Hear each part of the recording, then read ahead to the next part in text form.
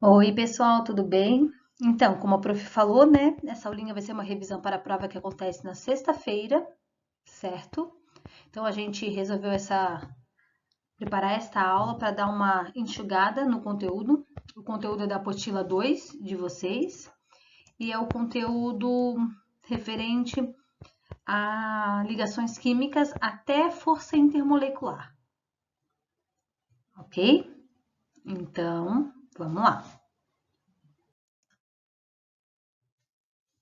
Classificação. Então, começando a classificar as soluções. Nós vimos que uma solução eletrolítica é aquela solução que é capaz de conduzir a corrente elétrica, tá?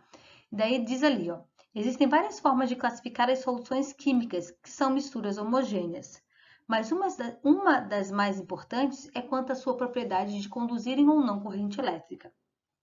Então, aqui está o sal, representado, sal de cozinha. Ele é um composto cristalino, ele é sólido à temperatura ambiente. Então, quando eu coloco em água, a água quebra esse cristal e forma íons. E são esses íons positivos e negativos que conduzem a corrente elétrica. Quanto mais íons, mais condutor é a solução. Então, nem toda solução é eletrolítica. Então, a solução, quando eu coloco em água, ela forma íons, ela vai acender a lâmpada e eu considero essa solução uma solução eletrolítica.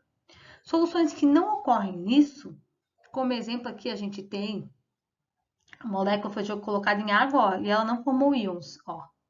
A molécula continua inteira. Ela não acende a lâmpada e ela não é um eletrólito. Prof, quando é que eu sei que uma solução é eletrolítica? Primeiro, quando ela for um composto iônico. Ela vai conduzir a corrente elétrica quando o composto for iônico. Que composto é iônico? É um composto formado por metal mais ametal. Ou um composto formado por metal mais hidrogênio. Então, sempre que eu tiver um composto iônico dissolvido em água, ele vai acender a lâmpada. Ou quando eu tiver um ácido. O que é um ácido mesmo? É um composto que em meio aquoso libera H+. Lembra aquelas substâncias que tem H na frente? HCl, HBr, H2SO4, tudo isso em meio aquoso conduz a corrente elétrica porque forma o íon H+. Então, o ácido e o composto iônico conduz. Prof, o que não conduz? Glicose, frutose, lactose, açúcar comum. Nenhuma dessas substâncias conduz a corrente elétrica, porque ela não forma íons. Quando eu jogo uma sacarose, uma glicose aqui, ó, ela fica uma molécula inteira. Continua sendo C6, H12O6. Não se quebra, a molécula continua inteira. Ok? Então, uma das questões vai ser perguntando sobre soluções eletrolíticas. São soluções que dissolvidas em água formam íons e esses íons conduzem corrente elétrica. Quais as soluções eletrolíticas? Soluções iônicas e os grupos ácidos. Também foi dito para vocês que as substâncias que, quando dissolvidas em água ou em outros solventes, conduzem corrente elétrica ou fundidas. O que significa fundidas? Quando essas soluções, quando essa mistura passa de sólido para líquido. Exemplo, se eu tiver o sal de cozinha, ele sozinho não conduz. Dissolvido em água, conduz.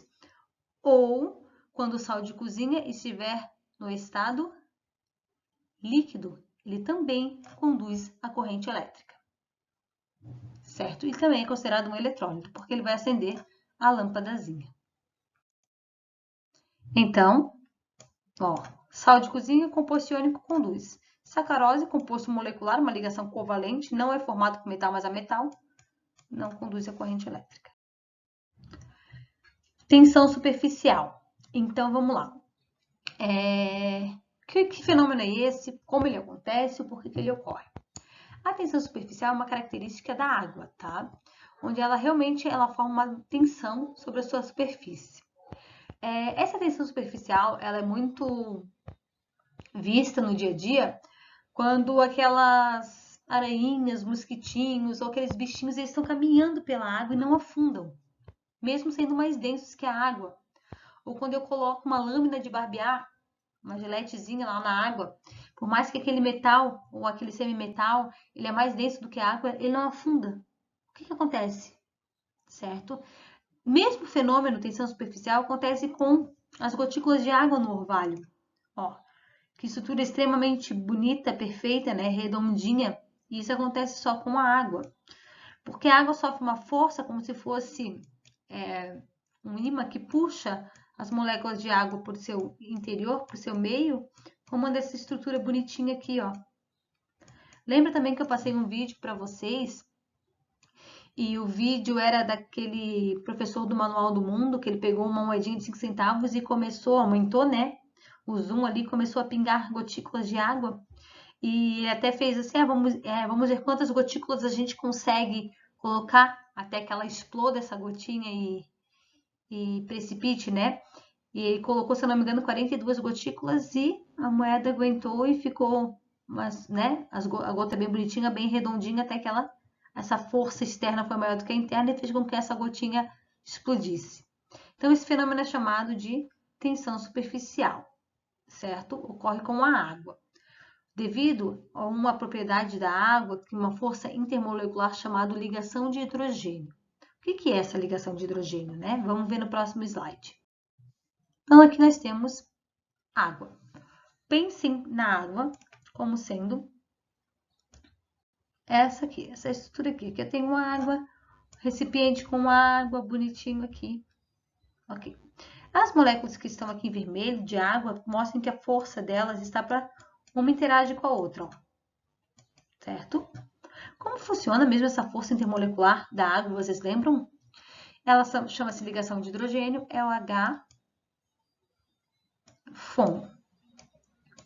H interagindo com flúor, oxigênio e nitrogênio. Das forças intermoleculares, ela é a mais forte, tá? Por isso que a água, comparada a outras substâncias que estão no mesmo grupo que o oxigênio na tabela periódica, exemplo, H2O, H2S, que o S também está no mesmo grupo do oxigênio, então quimicamente o S é muito parecido com o oxigênio. Por que o ponto de ebulição da água é muito maior do que o H2S? Porque a água sofre uma força intermolecular do tipo ligação de hidrogênio, ou antigamente chamado de ponte de hidrogênio. A água, tá aqui a molécula da água, uma molécula polar angular. E aí vem outra molécula de água aqui pertinho. E é uma interação entre uma molécula e outra, entre o hidrogênio de uma molécula, ó, H-FON, hidrogênio e oxigênio, fazendo com que essa molécula fique mais próxima uma da outra. Quanto mais próximazinha, mais no estado líquido elas estão. Por isso que a água é líquida na temperatura ambiente. Então, essas estruturas aqui na parte superior, ó, da água, elas não estão interagindo para cima. Tá vendo que não tem molécula de água para cima para elas interagirem? Então, elas interagem com muito mais intensidade com as moléculas de baixo, ó. E isso forma uma tensão, como se fosse uma barreira, uma rede, não deixando que ninguém penetre essa barreira. Por isso que quando vem a aranha, ela vai encostar aqui, só que ela não vai conseguir penetrar. Não consegue vencer essa tensão e por isso que ela não afunda. Isso chama-se tensão superficial. Ok? Outro conteúdo que vai cair, que está no livro 2 de vocês, são as ligações químicas. Existem 3 ligações químicas. Ligação química é a ligação que ocorre entre os átomos, tá? Então, vamos lá. Ligação são 3, iônica, covalente e metálica, e elas têm características bem diferentes. Cada uma delas tem a sua característica. A ligação iônica ocorre a transferência de elétrons, onde uma substância um átomo vai perder elétron, por isso que ele vai ficar positivo, e o outro vai receber elétron, por isso que ele vai ficar negativo. Ligação iônica formam íons. Cátion atrai o ânion, por isso que eles formam um composto iônico. Sempre o metal sendo positivo, hidrogênio sem metal ou ametal, tendo a carga negativa. Então, quando eu tenho a junção de um metal com hidrogênio, ou com semimetal, ou com ametal, eu tenho um composto iônico. Ok? Composto covalente, o nome já diz, ó, o covalente é um compartilhamento de elétrons. Ambos querem ganhar. Então, não tem como alguém que queira ganhar, perder elétron. Não, ele quer ganhar. Então, eles vão dividir os pares eletrônicos, certo? Ocorre com um ametal e hidrogênio, ametal e semimetal ou ametal e ametal, ou entre hidrogênio e hidrogênio, hidrogênio e semimetal, hidrogênio e ametal. Ok? Lembrando que os compostos covalentes, eles também podem ser chamados de moleculares, quando eles colocam em água e eles não formam íons. Então, eles também são chamados de moleculares. E a ligação metálica, que o nome já diz, né? Metal com metal, são cátions de elementos metálicos envoltos em uma nuvem eletrônica. Nessa ligação metálica é onde ocorrem as ligas metálicas, as junções de metais com características distintas que podem formar as ligas metálicas mais vastas que existem aí no nosso dia a dia. Então, como eu formo um composto iônico? Tá? Então, vamos ver. O composto iônico, então, é um metal no metal, positivo atraindo um negativo, sempre. Para eu formar este composto, eu sempre vou pegar o número de cima e vou cruzar. Ó. O 3 vem para cá e o 2 vem para cá. Só um número, a carga não cruza. Então, x2, y3, que é o que está aqui. Ok? Prof, quando os dois forem o mesmo número, vamos pensar. X mais 2 e o y menos 2. Quando eles têm o mesmo número, só muda o sinal, tu não vai cruzar nada, tu só vai juntar, ó. X, y. Só cruza quando os números forem diferentes. Prof, quando um número for só o sinal, ó, e o outro tem um número. Quando ele só tiver o sinal, subentende que seja 1. O 1 não precisa cruzar, não se cruza, não se deve cruzar. Só cruza o 3. X, 3, Y. Ok? Então, sempre numa ligação iônica metal a metal, metal e hidrogênio, eu tenho que cruzar os valores. Sempre um tem que ser positivo, o outro tem que ser negativo. E sempre eu represento o positivo primeiro. Certo? Aqui até colocou uma tabelinha, que é onde fala que elementos do grupo 1A é mais 1, 2A é mais 2, 3A é mais 3, 5A é menos 3, menos 2 e menos 1. Então, eu quero juntar um elemento do grupo 2A, opa, ele é mais 2, ó. Com o elemento do grupo 7A. O 7A é o quê? Menos 1. Como é que vai ficar? O 1 não cruza, o 2 vem para cá. X, Y, 2. Ok? Ligação covalente, o nome já diz, ó. Ligação covalente compartilha elétrons. Então, assim, ó, não tem metal na ligação covalente, porque metal quer ganhar. E no covalente quer compartilhar. Então, são os ametais e semimetais e o hidrogênio. Há um compartilhamento de elétrons. Quais são os compostos covalentes mais importantes e conhecidos? Gás hidrogênio e gás oxigênio. São compostos, lembra que nos covalentes a gente pode dizer se eles são a geometria e a polaridade, então eles são lineares. Dois compostos, dois átomos sempre são lineares. Como os átomos são iguais, eles são apolares. CO2, que é o gás carbônico, é formado por ligação covalente, também é linear e a molécula é apolar. Molécula apolar. A água é extremamente importante, ó. Não tem geometria linear, ela é angular, polar. Lembra também que a gente falou de semelhante dissolve semelhante, então moléculas polares vão se dissolver em moléculas polares, moléculas apolares vão se dissolver em moléculas apolares, certo? Então a polaridade é extremamente importante porque ela vai me indicar que o que dissolve o quê? A água é polar, não vai dissolver o óleo que é apolar, por isso que quando eu coloco água e óleo, eles não se misturam. Aqui também mostra o compartilhamento, olha só. Aqui estão compartilhando um par de elétrons, o do H, que é o vermelhinho, vale para o H e vale para o O, e o verdinho do O vale para ele e para o H. Dois compartilhamentos, ligação covalente. Hidrogênio mais oxigênio, que é um ametal. Hidrogênio mais ametal, ao compartilhamento, então a ligação é covalente. E a ligação metálica, que é uma carga positiva, onde há uma nuvem eletrônica, que são os elétrons que estão rondando essas cargas positivas, ó. O elétron fica em movimento. Por isso que os compostos metálicos são bons condutores de corrente elétrica. Um fio metálico, que é o que a gente utiliza para chegar energia até a nossa casa, conduz muito bem a energia, porque ele tem cargas livres ali no meio, ok? No nosso dia a dia, a gente usa muito ligas metálicas, que são junções de metais diferentes para nos dar uma propriedade necessária.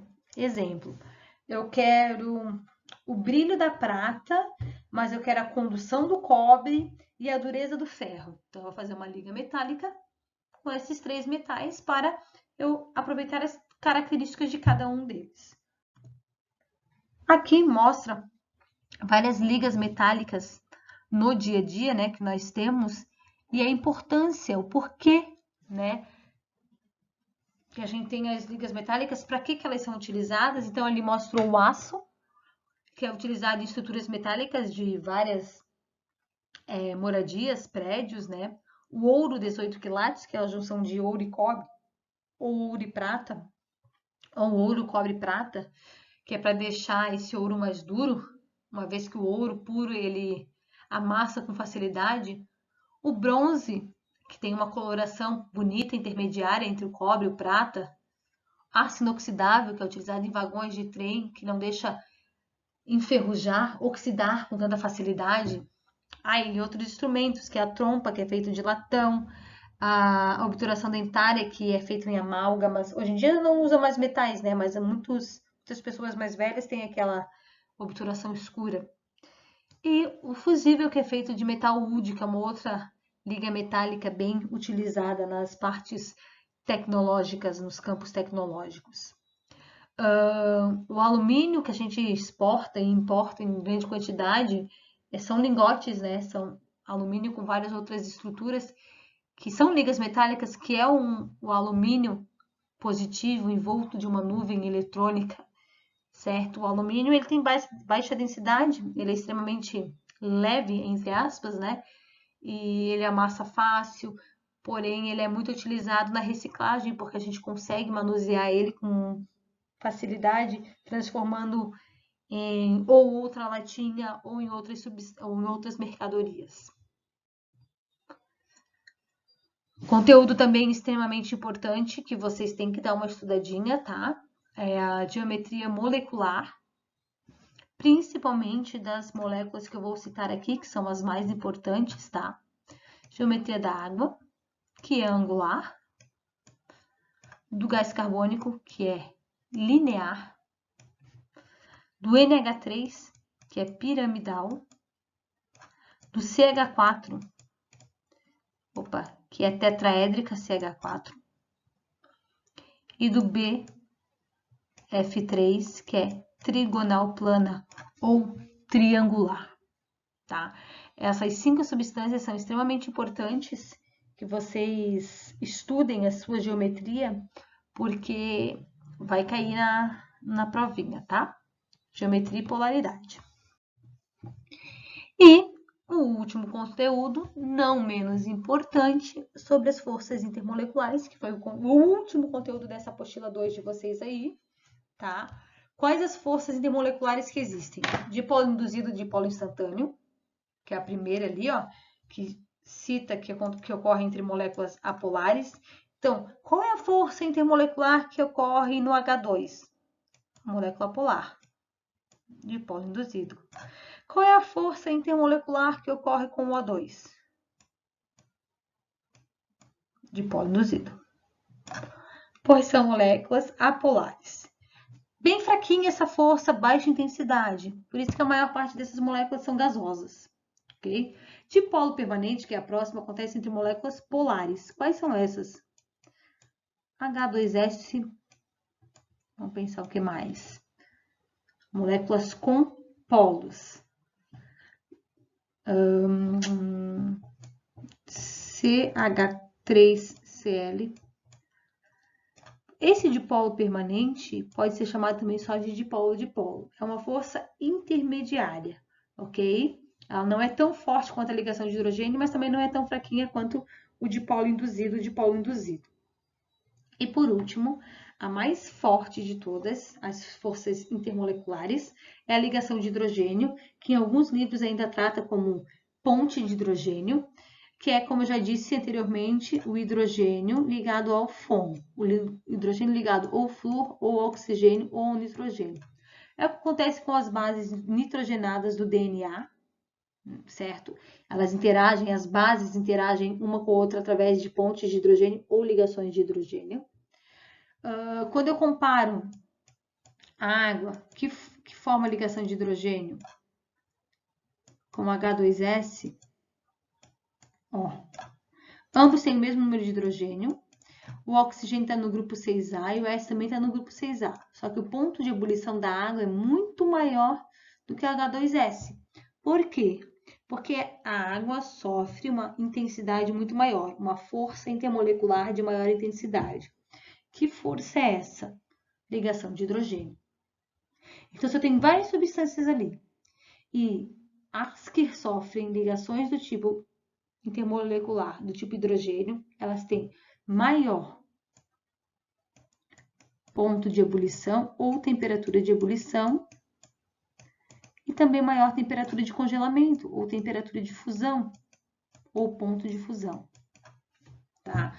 Por quê? Porque vai deixar as moléculas essa força é tão intensa que vai chamar uma molécula para perto da outra, como se fosse um ímã chamando uma molécula para pertinho da outra. E lembra que quanto mais próximas as moléculas uma das outras, se elas estão próximas uma das outras, elas tendem a estarem no estado líquido? Lembra? Tá. Então é isso. Presta bem atenção. Forças intermoleculares, a mais fraca, dipolo induzido, dipolo instantâneo, depois dipolo permanente ou dipolo-dipolo e por último ligação de hidrogênio. Elas são forças intermoleculares entre moléculas, tá? Então, só tem essas três forças entre moléculas. Ligação química é outra coisa. Ligação química tem iônica, covalente e metálica, que acontece entre os átomos. Os átomos se ligam entre si e formam moléculas. Ponto. Agora, ligação entre moléculas, eu tenho três: dipolo induzido, dipolo instantâneo, dipolo permanente ou dipolo-dipolo, ligação de hidrogênio. Certo? Não vão errar, não vão esquecer. Aí está a nossa revisão linda. Mais uma vez eu digo, deixem a revisão aberta aí numa abinha e vão fazendo a prova. Na dúvida, vai rapidinho lá, rever o que a prof falou sobre aquele assunto e voltem para cá.